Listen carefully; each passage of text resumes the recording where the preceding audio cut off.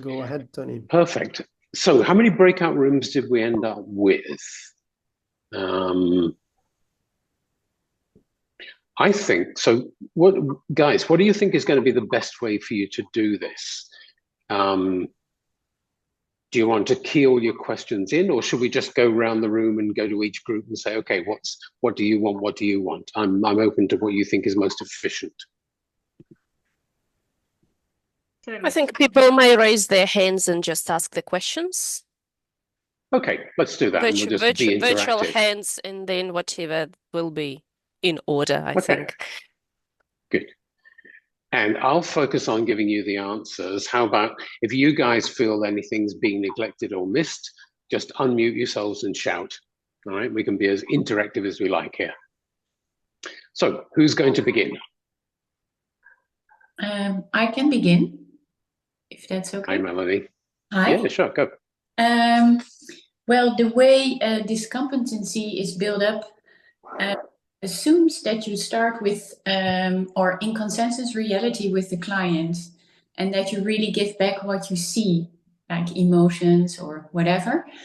I would be interested to know about good practices to really get to the essence, the core of the matter. So that is one question. Another one is sometimes I use examples. Something I have experienced myself. I'm a bit hesitant in doing so, but what would you suggest? Would that be a good idea, and under what conditions? Okay, got it. Thank you. I saw another hand. Who was that? Yes, Chris. Yes. My question is about timing. What is the right moment for the coachee, and one in the group set, maybe even for the coach as well, to bring that awareness, bring that feedback, or ask that question that evokes the awareness? Right. Okay, got it. Thanks. Esther? In our breakout room, the question was, if you want to really get better at this competency, what can you do? Are there things you can practice, tools you can investigate, awareness that you can grow? So if you could tell something about that, that would be greatly appreciated. How to do it. Brilliant. Yeah, absolutely. I'm going to love talking about that one. Thank you. Micah? We had two questions as well. One was around the difference between PCC and Master MCC in competency level 7. What you would say would you see differently or more thoroughly? And the other question would be around how to deal with bias. It was also discussed yesterday within an ICF webinar, and there was multiple opinions around it. So when you feel you have a bias as a coach, that could help in evoking awareness. And there were, I would like to know what your opinion is on that, on how you deal with that. So are you asking, should I leave my bias outside, or if I've got an awareness that I have a bias, can I leverage that? What I think I mean is sometimes you feel you have some information as coach that your coachee doesn't have, or maybe not yet have.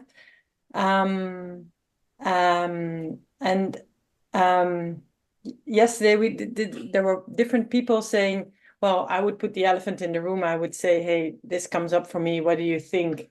And be open around it. And others said, no, that would be too much steering or leading the conversation. So I would keep my bias out. Right. And ask powerful questions. Okay.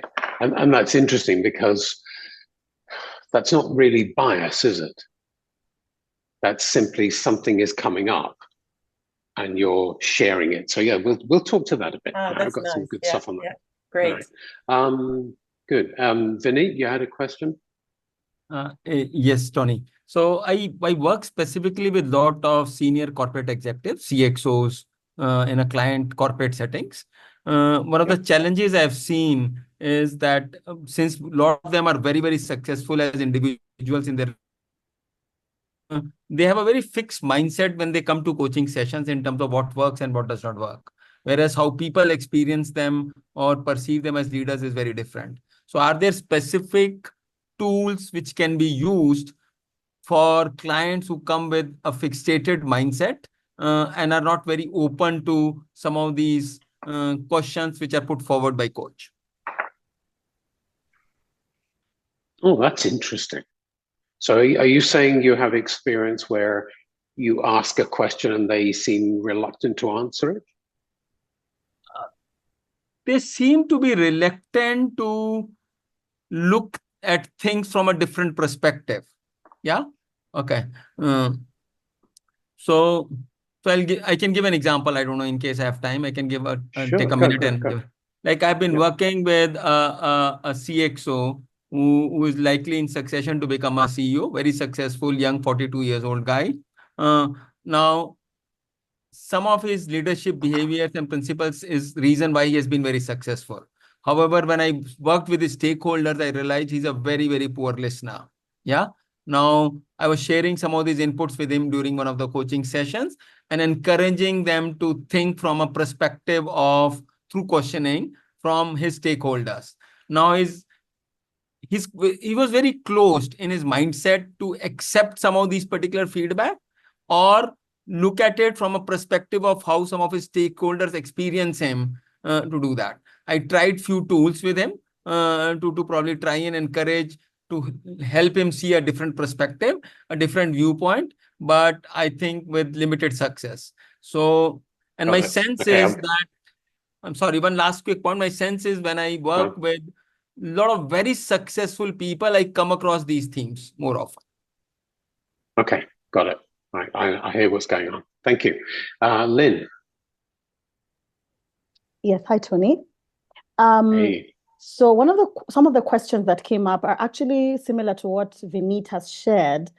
The question we have is, what exactly constitutes a powerful question? Because we speak of powerful questioning, but what is it that makes it powerful?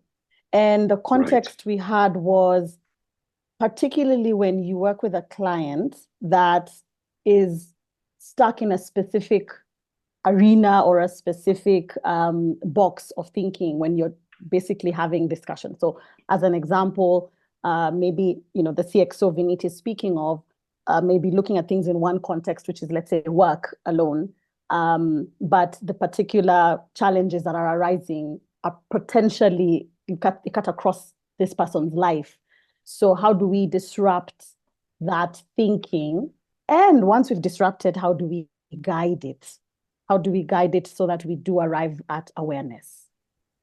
Right. And then finally, how do you know that the awareness has been evoked? What is the real and true, signs that the awareness has been evoked? Right. So just for fun, I'm going to give a quick answer to both of your questions, the two we've just got. First one is, forget competency 7, you're missing a step in competency 3.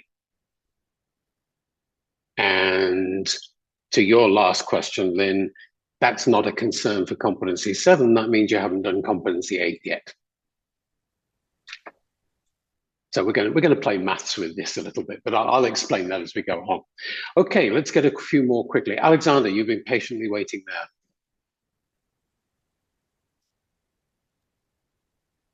Hello, Tony. I have a question. It's from your point of view as MCC coach. How should I change myself to be more effective for the client in using competency 7? Got it. No problem. Theodora? Quite in line with that, we thought about what are some of the biggest mindset shifts that occur for a coach that masters this competency? And perhaps if you could share from your experience some of the most important lessons you've learned along the way. Okay. Perfect. Elena? Hi, Tony. Hi, team. My question is around how can we start creating awareness right from the very beginning when we start our coaching conversation? Perfect. I'll come back to that. Competency Thank 3. you. Thank you. Beginning of conversation. Okay, and last one for the moment, then I'm going to launch. Nadia.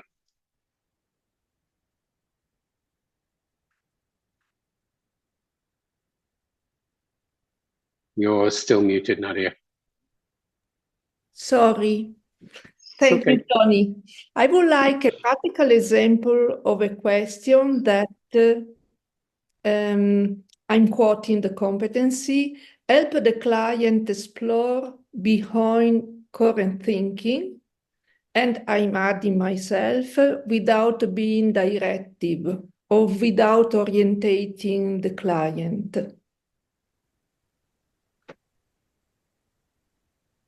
Okay. Got it. Thank you. I think I can cover all of this. Okay, let me launch. So those of you who were here last year when I talked competency 6 will know that my belief is pretty much spend your life getting good at competency 6. That's your daily practice, learning to listen from that empty-minded space so that you listen from your subconscious. So competency 7 can't happen if competency 6 isn't good. Because if we go and look at, I'm going to, forgive me, I won't give you eye contact all the time. I've got you and the camera in front of me. I've got a big screen to the side with a bunch of documents up. So if I'm looking away, it's because I'm just reading from those documents. First one is just the updated core competencies. And competency 7, Evokes Awareness, just says, facilitates client insight and learning by using tools and techniques such as powerful questioning, silence, metaphor, or analogy. Now, there's a document that I don't think has been updated yet, but we used to use a lot when we still had the 11 competencies. There was a lovely levels table. And if you've never seen this one, and I don't know whether ICF still has it available, but although the competencies are not the same, the comments are still valid. And this table would go, okay, competency 8 was creating awareness. And then it would say, at ACC, PCC, MCC, here's what we're looking for.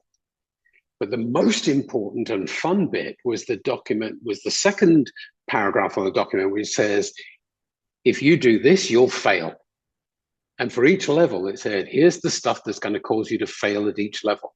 And it was fascinating.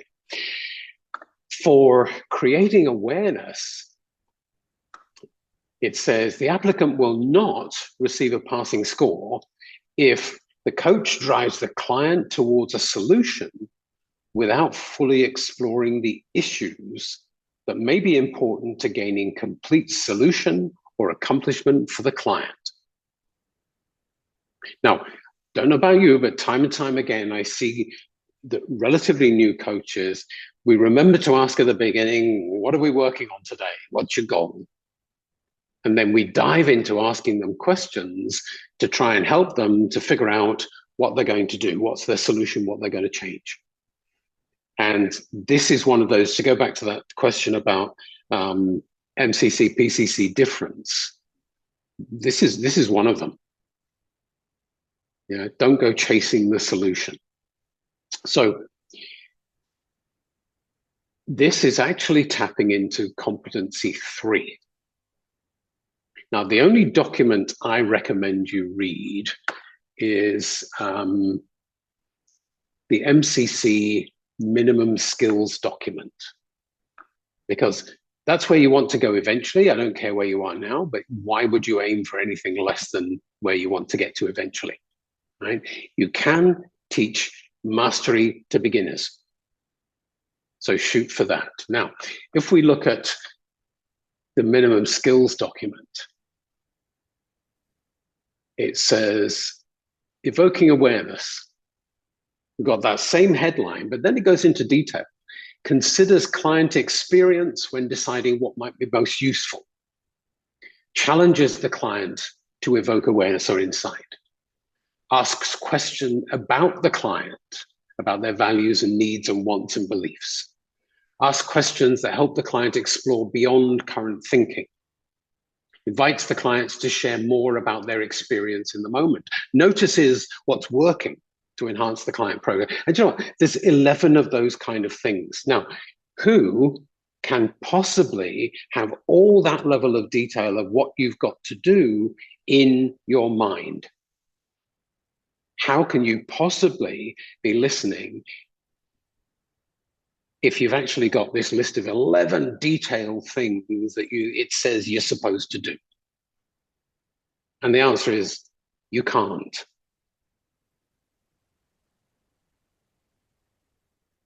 What you do is focus on being empty-minded so that you can listen properly, so that you're listening from your subconscious.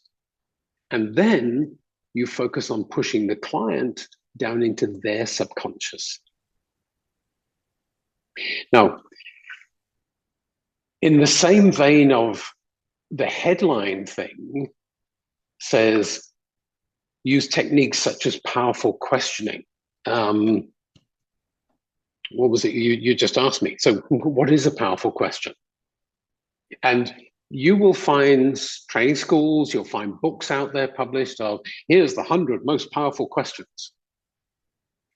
But again, if you're sitting there thinking, here's the question I'm going to ask, I'm going to whack them with this one, you're not listening, you're listening to yourself. You're not empty-minded, you're not present, you're not connected. And another really interesting one, if I scroll up to this comparison table, bear with me, I've got to remember which, I think it was the old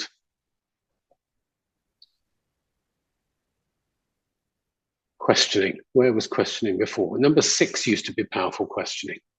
The applicant will not receive a passing score if they are unable to move beyond standardized coaching questions or standardized models.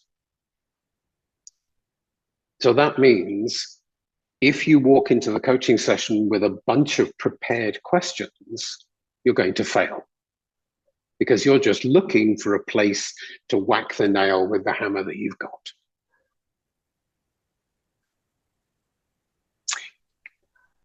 The key is to learn to coach from the subconscious.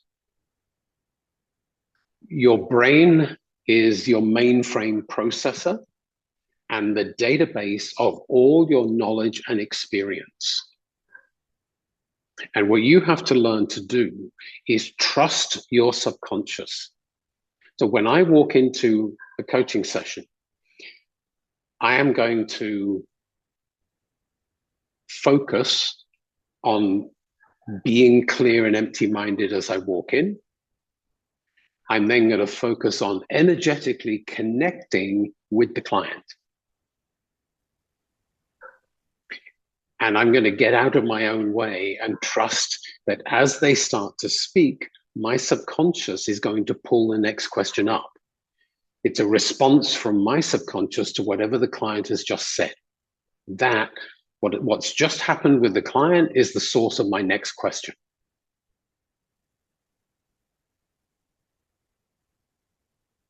Now, you can have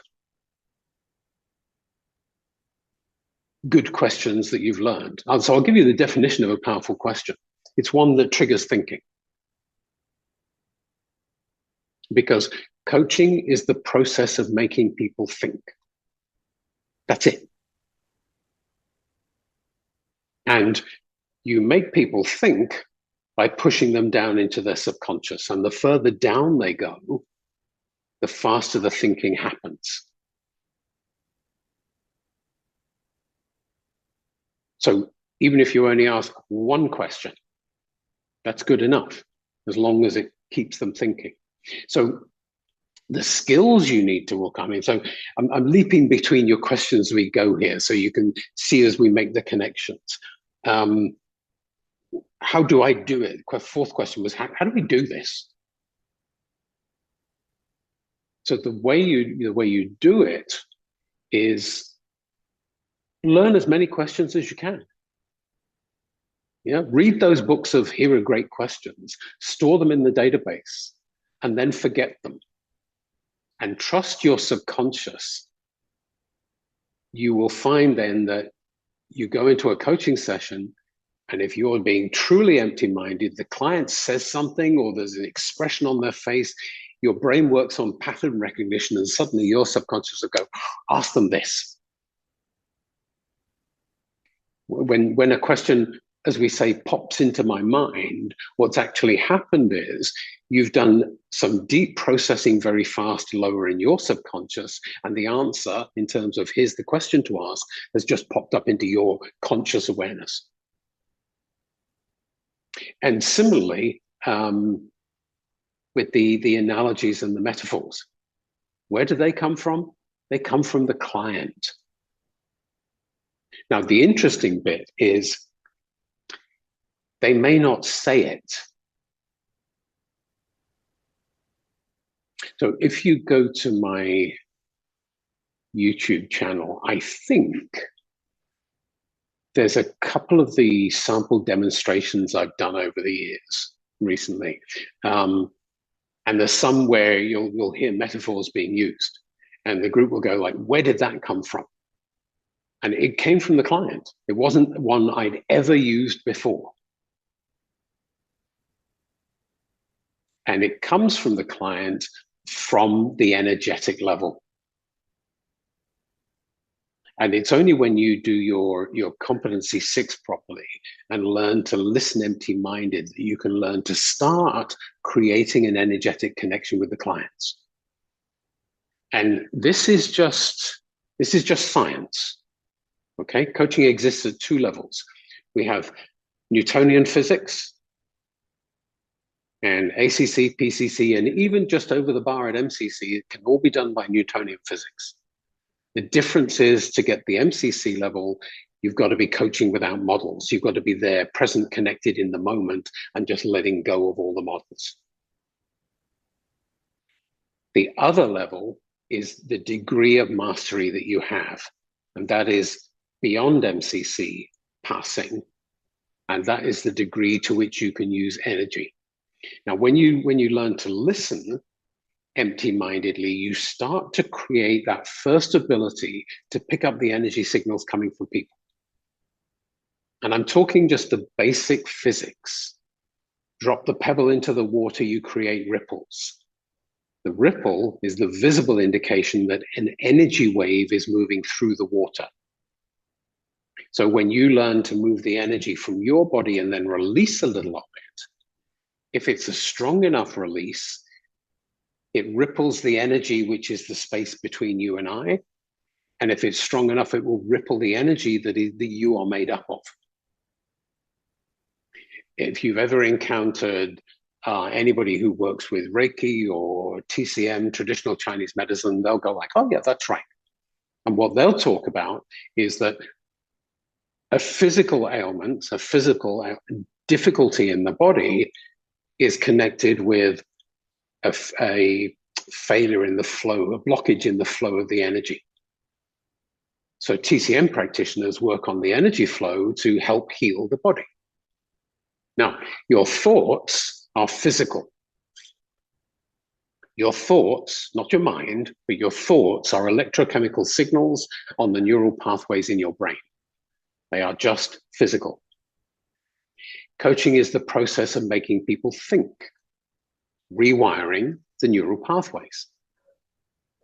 So if they can't, they're stuck with their thinking, then an increased flow of energy through their physicality, which includes their brain, helps unblock, helps the thinking move faster. Now, people experience physical manifestation of the emotional content of the neural pathways they are currently accessing. So, if your client thinks of something embarrassing, they will have an increase of blood flow and a change in muscle tension, and you will see the skin flush on the face. Physical manifestation of the emotional content of the neural pathway. They also have a physical manifestation at the energetic level. So if you can learn to start to pick up the energy coming from people, when they think of something that's highly charged, you'll get a signal. And learning to read those signals and allow them to interpret, for me, that's where the metaphors come from. That's where the image that I see and speak out. And when you get to listen to a couple of those demos, you'll notice the client never argues.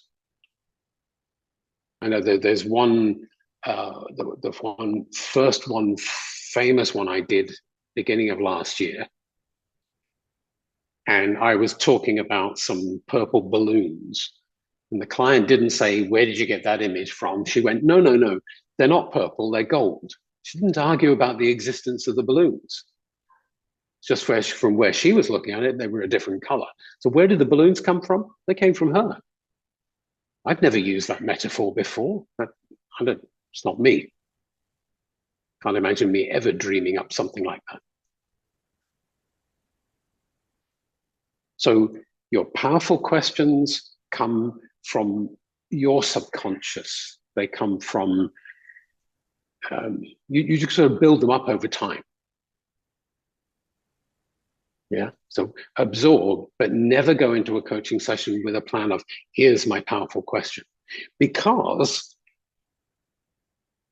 they won't always work. You can ask a question that often really triggers some thinking, and then you ask it one time and nothing happens. You can ask technically a bad question, a closed question that usually wouldn't provoke thinking, and it works.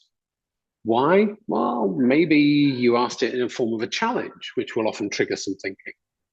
Maybe something else had already triggered the thought process. And your question just kind of bounced off the surface and just kept the ball rolling.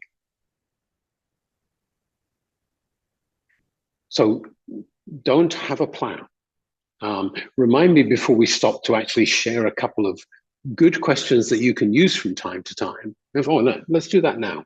You said, give me an example. One you can use from time to time, if you've detected there is thinking happening.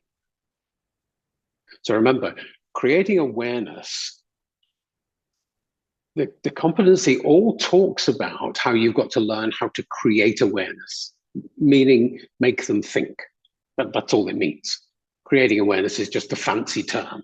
Have we made them think? But the really important thing you've got to do is be able to detect when you have made them think.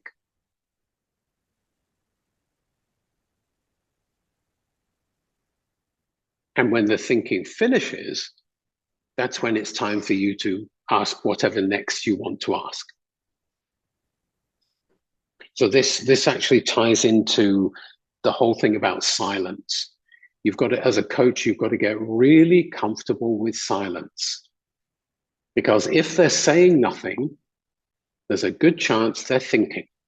And if they're thinking, you want to leave them there. You don't want to interrupt. This isn't about you.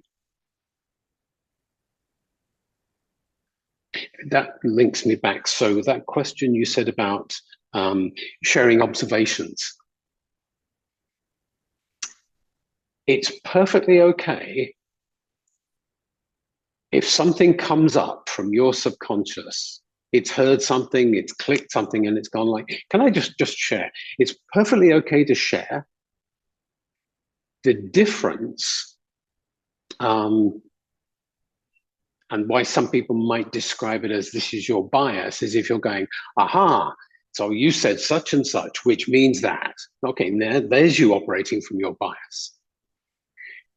The difference and the hard thing to work out for MCC is having no attachment to your performance. You have to let go. When we first get trained, when we're doing our ACC, we're told the hard bit is you've got to let go of being the problem solver. It's not your job to solve their problems. You've got to let them solve it. Your job is to guide their thinking, to evoke their thinking.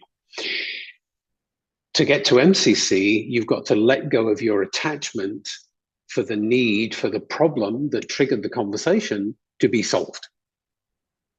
Now, that's a hard one, because people came to you for coaching typically because they've got some problems that need solving. And if they don't get their problem solved, you're hardly going to get a stunning recommendation, are you? So the really tough bit is you have to let go of that, because it's one of those weird martial arts type things. If you can let go of the need for the client's problem to get solved, it will get solved much more easily. It's counterintuitive, but that's the way it works. You have to just let go. And how do you do that? That's a mental shift. Yeah, you're going to have to work a little while to get your head around that. But it's a mental shift you've got to make. You wanted an example. You might remember me talking last year about spreadsheets and relative cell references. So those of you who are unfortunate enough to have to use spreadsheets in your day-to-day life,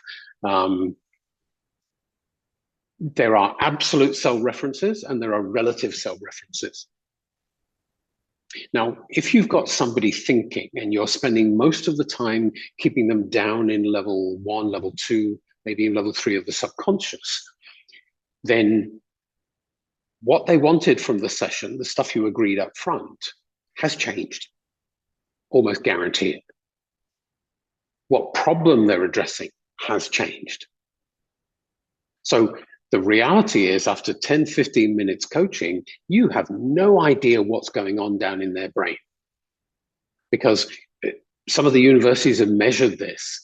The speed of the electricity in somebody's thought processes, in their conscious awareness, is, let's call it 100 miles an hour. At the lowest level of their subconscious, it's 100,000 miles an hour. It's a phenomenal difference.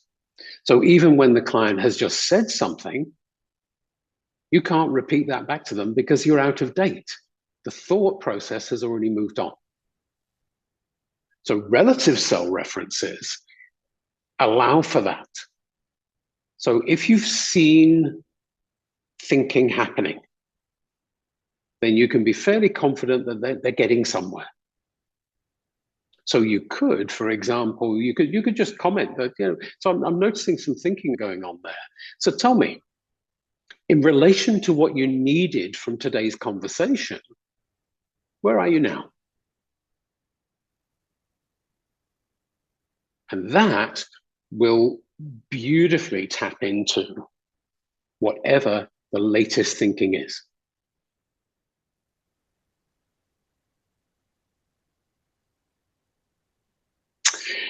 Okay, let me pause for a breath because I've just noticed I've been yabbering on for quite some time. Let me just go back to your, to Lynn and who else was it? All the faces have moved around on the screen. I've lost you. Ah, Vinny, you're there. The people with the fixed mindset. So I slightly glibly said competency 3, not competency 7. It sounds like the challenge there is you haven't done the first half of competency 3. So if we go to the MCC minimum skills document, because think of it this way, if we put competency 7 in the middle, competency 6, listening, delivers the information you need to be able to do competency 7. So that your subconscious can come up with the right question, can pick up the analogies, the metaphors that come from the client. Competency 3 starts the thinking process, which enables the awareness to be created.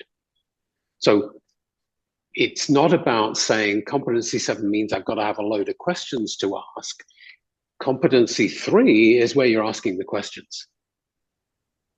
When we look at the minimum skills document, it goes to, bear with me, let me scroll down and I'll quote it.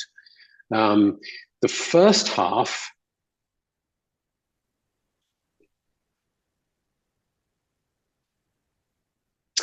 of talking about competency 3 is the first 5 points talk about the overall engagement. So if you're getting the sort of things that Vineet was describing, I'm going to suggest that not enough work was done at the beginning on what's the purpose of this coaching. How are we going to do it? Because if you're getting feedback from people and offering it to the client and the client's going like, I'm not interested in hearing that, sorry, that should have been agreed up front. That was the process that was going to be done. And if they said, I don't want feedback, then you don't do it. But that's at the beginning, first half of competency 3, setting up the engagement in the first place. Now, when we look at the next bit, for each coaching session, 3.6 to 3.11, 3.6 and 3.7 are the interesting ones. 3.6 says you must fully partner with the client to identify what they want to accomplish in the session. And then 3.7 says fully partner with the client to identify what they believe they need to resolve in order to accomplish what they want to accomplish in the session. So in other words, it's saying whatever they presented as here's what I'm working on, that's not the real problem. So the start of triggering the awareness happens every time you ask a question. And a lot of that is around competency 3. Why are we here? Why are we doing this? What's the real issue? Anita, you had a question. Thank you, Tony. Sorry, it was a mistake. I didn't have a question. Sorry. Oh, okay. Never mind. Never mind. And Tony, as you asked me to remind you, we are 8 minutes away from the end. Oh, wow. Gosh. So I think I've touched on most of the questions. Which question have I not yet answered? That is my question on timing. Timing. And the question on timing was, what is the right we, moment to ask to or raise bring awareness? that question or that statement that raises the awareness? Right. All the time. It's what you're doing from the first moment. It starts with your competency 3. So what is it you're working on today? And then you listen and then you play it back and until you get them go like, yeah, that's what I'm working on, at digging down. So every question you ask should be raising awareness. Because again, if you go into the detail of the ICF documents, if you're asking questions about the situation, the context, you're going to fail.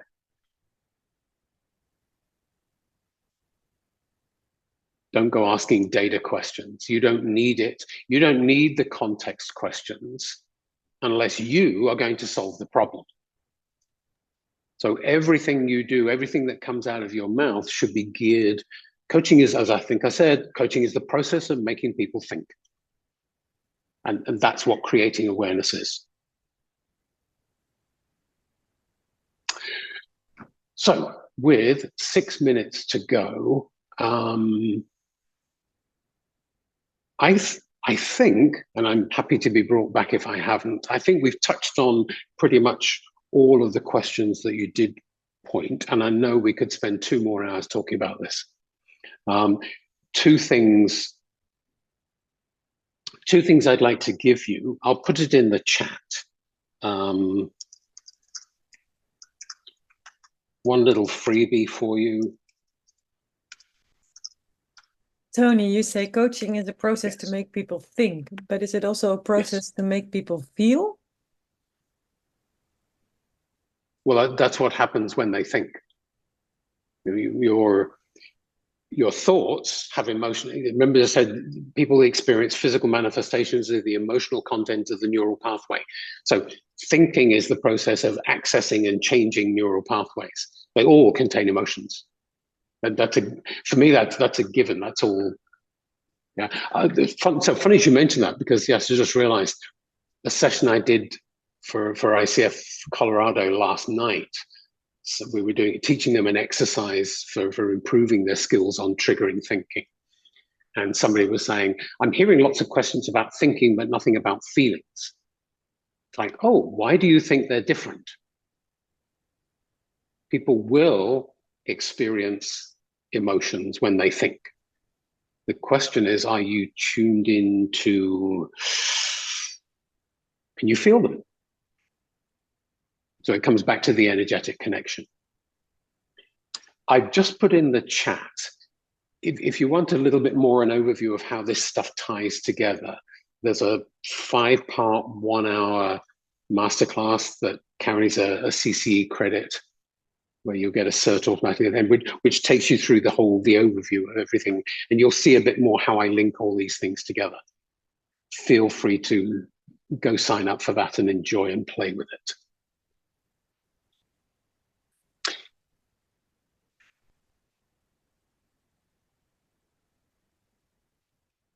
Now, what other questions did we have? Oh, Hester, yes, your chapter has got a recording of that. If not, that Competency 6.1 was, I think that's on my YouTube channel. The YouTube channel, I think, it's pretty new, so there's a few bits up there for you. I think if it's at Tony Latimer MCC, that should take you there. And if that particular Competency 6.1 isn't on the YouTube channel, let me know. My email is just tony@profitableLeadership.com. Send me an email, connect with me on LinkedIn, whatever you want to do. And if it's not up there, I'll put it up there.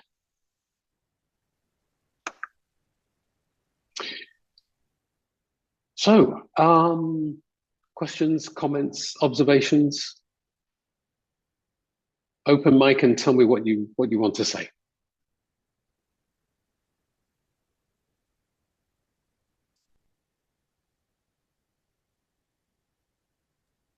Well, if I may do so, I guess it was a question from our group that you didn't touch upon, and that could be a very nice thing to close, is some kind of a wise lesson or a lesson from a wise man for us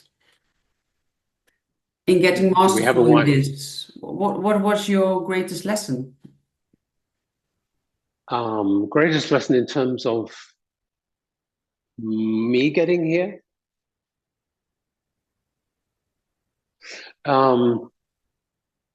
Two things. We have to work on the energy stuff. You have to get to the quantum physics of coaching. And in recent years, I would say from a very practical standpoint, if you don't, the AI bots will take over, because they can be taught to do, and they're getting better at it, they can be taught to do the Newtonian physics coaching. You've got to learn to work at the energetic level. My biggest lesson was trusting. You know, the first time you've ever gone abseiling, I can remember standing at the top of the cliff in absolute terror of leaning back beyond the point of no return to let the rope take my weight. It's scary. I was up there for half an hour before I did it. You've got to do the coaching equivalent. You've got to learn to just let go and trust And working on the energetic connection is going to help. And then trust that your subconscious has the processing power when you get out of the way to just do what it needs to do, and it will bring to your mind the things you need to say. So you've got to completely let go of the need to perform. You've got to let go of your ego and your agenda, and just trust that it will work. Because intention is the control panel for energy. So when you share, going back to that point about the biases, if your intention is to take somebody in a certain direction because you think that's right, what they respond to is your intention. You can share anything because they will be able to detect energetically if you have no intention other than to serve.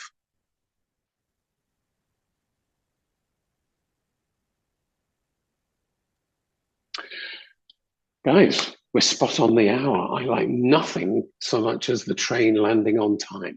Yeah. Diana, thanks a lot for the reminder of this last question, and it was indeed the perfect closing for our talk. Thanks a lot, Tony. It was from the chats you can tell, and I also absolutely loved it. Thank you very much. And have a good evening for you and a good afternoon for everybody in the Netherlands. I will. So for all of you, enjoy the free stuff, connect with me on LinkedIn, and feel free to email me questions on anything that comes up as you play. Okay?